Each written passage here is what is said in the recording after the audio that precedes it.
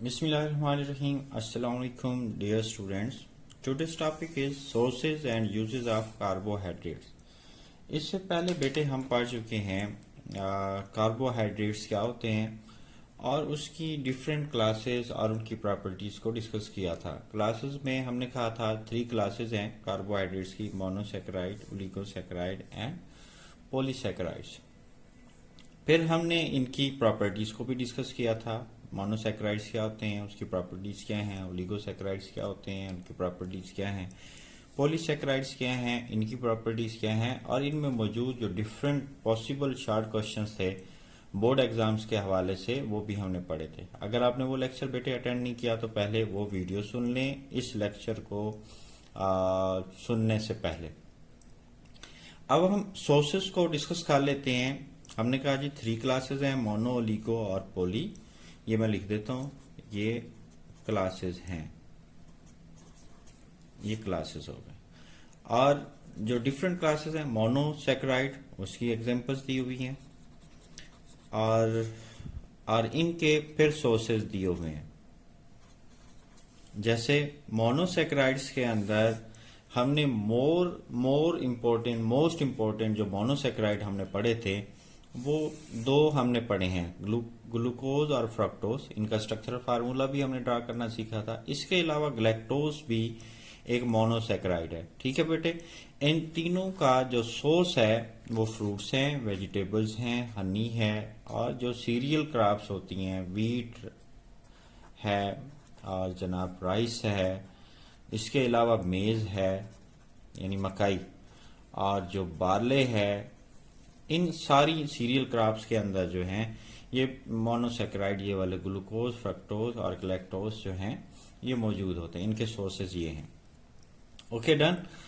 बेटा मैंने आपको ये सारा जो टॉपिक है ये टेबल की शक्ल में पढ़ा रहा हूं, तो इस टेबल से याद करना आसान होगा। बुक में टेबल की शक्ल में नहीं दिया होगा तो वहां से याद करना मुश्किल हो जाएगा। आप मोनोसैकेराइड्स के नाम याद कर लें और उनके ये सोर्सेज हैं। इसी तरह से ओलिगोसैकेराइड और जनाब ओलिगोसैकेराइड्स के अंदर जो मोस्ट इंपॉर्टेंट ओलिगोसैकेराइड होते हैं वो सारे के सारे डाइसैकेराइड हैं। कौन है जो मोस्ट इंपॉर्टेंट है? वो डाइसैकेराइड है।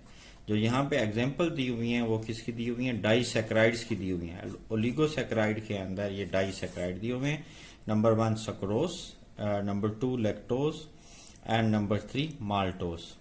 जो लैक्टोज है बेटे, जो सक्रोज है ये बनता है 2 मोनोसैकेराइड्स की कॉम्बिनेशन से, ग्लूकोज और फ्रक्टोज से। सक्रोज इन 2 मोनोसैकेराइड से बना होता है, ग्लूकोज और फ्रक्टोज से। इसका जो सोर्सेज हैं, इसके जो सोर्सेज हैं वो है जी शुगर बीट, चुकंदर को कहते हैं, शुगर केन और फ्रूट से हम इसको हासिल कर सकते हैं। सेकंड नंबर पे हमारे पास जो ओलिगोसैकेराइड है यानी इंपॉर्टेंट जो डाइसैकेराइड है वो है लैक्टोज। ये कॉम्बिनेशन है बेटे ग्लूकोज और ग्लैक्टोज का।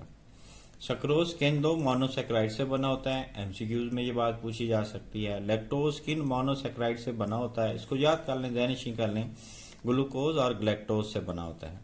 ठीक है बेटे।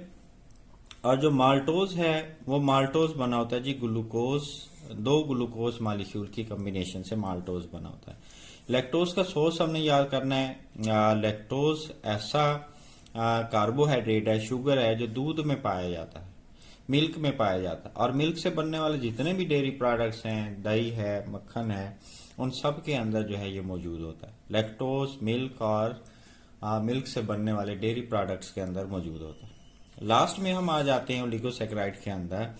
हमारे पास लास्ट में क्या है जी? माल्टोज, जो मैंने बताया कि कॉम्बिनेशन है 2 मोनोसैकेराइड्स का। और वो 2 मोनोसैकेराइड कौन है? दोनों के दोनों ग्लूकोज हैं। ये भी सीरियल क्रॉप्स के अंदर जो है ये मौजूद होता है माल्टोज, जैसे मेज, वीट, राइस, बार्ले, इनके अंदर ये मौजूद होता है। ठीक है बेटे। और स्टार्च ये पॉलीसैकेराइड है। हमने मोनोसैकेराइड को भी डिस्कस कर लिया, ओलिगोसैकेराइड्स के बारे में भी हमने पढ़ लिया। पॉलीसैकेराइड के सोर्सेस को डिस्कस कर लेते हैं। पॉलीसैकेराइड की 2 टाइप्स हमने डिस्कस की हैं, एक स्टार्च है, एक सेलुलोज है।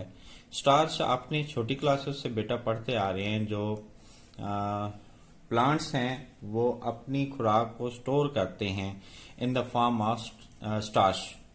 और जो एनिमल्स हैं खुराक को स्टोर करते हैं अपनी बॉडी के अंदर in the form of glycogen.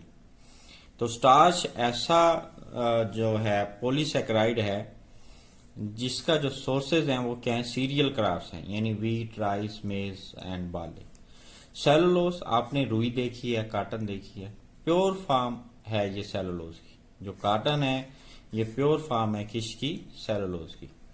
अब हम इसके यूजेस को भी डिस्कस कर लेते हैं। इंतहाई आसान है बेटे, इंतहाई आसान है। ये यूजेस और सोर्सेस शॉर्ट क्वेश्चन उसमें लॉन्ग क्वेश्चन में भी पूछे जा सकते हैं, कोई से दो यूजेस शॉर्ट में भी पूछे जा सकते हैं। और एमसीक्यूज के अंदर सक्रोज किन दो मोनोसेक्राइड का कॉम्बिनेशन है, लैक्टोज किन दो मोनोसेक्राइड का कॉम्बिनेशन है।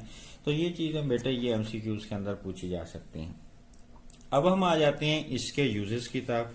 फर्स्ट है बेटे ये रेगुलेट करते हैं कार्बोहाइड्रेट जो हैं शुगर लेवल को हमारी बॉडी के अंदर, ये शुगर लेवल को रेगुलेट करते हैं। क्योंकि जो जितने भी हम काम करते हैं, जैसे मैं बोल रहा हूँ, आप सुन रहे हैं, आप देख रहे हैं, चलने फिरने, देखने, उठने, बैठने, इन सारे कामों में एनर्जी खर्च होती है और वो एनर्जी हम इन शुगर से, इन कार्बोहाइड्रेट से, ग्लूकोज से हम हासिल करते हैं।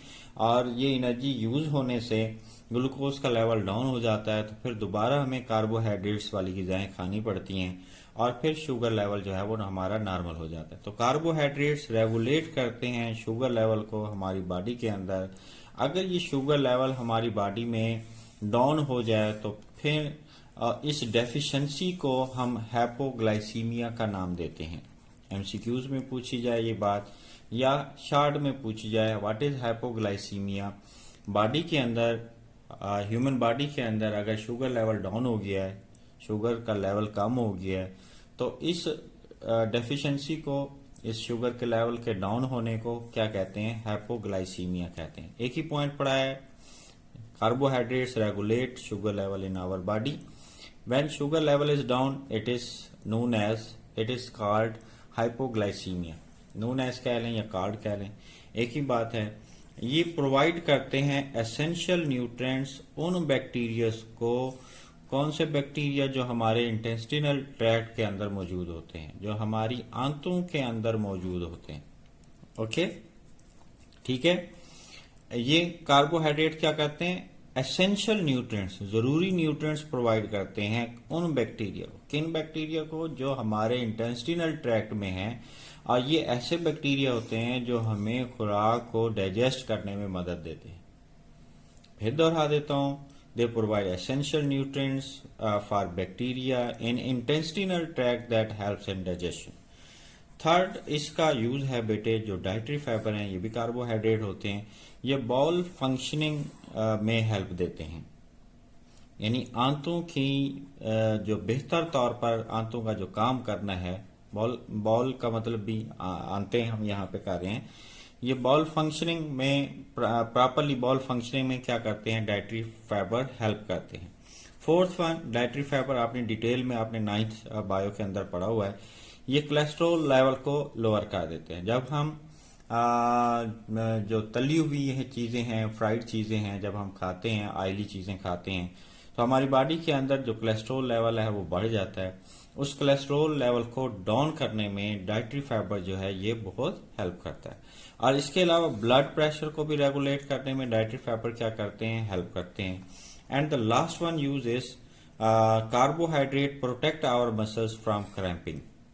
ठीक है जी, जब हम कोई हार्ड वर्क करते हैं तो मसल्स में अगर क्रैम्पिंग होती है, पेन होती है, तो उस मसल्स की क्रैम्पिंग से, मसल फटीग से ये जो कार्बोहाइड्रेट्स हैं हमें क्या करते हैं, हमारे मसल्स को प्रोटेक्ट करते हैं। 5 मैंने यूजेस बताए, कोई मुश्किल नहीं है। अगर आपको ये बात समझ नहीं है तो इसको थोड़ा सा रिवाइंड कर लें, वीडियो को दोबारा सुन लें, आपको ये चीजें याद हो जाएंगी। ये था आज का हमारा lecture. That's it, thank you, अल्लाह हाफिज बेटा।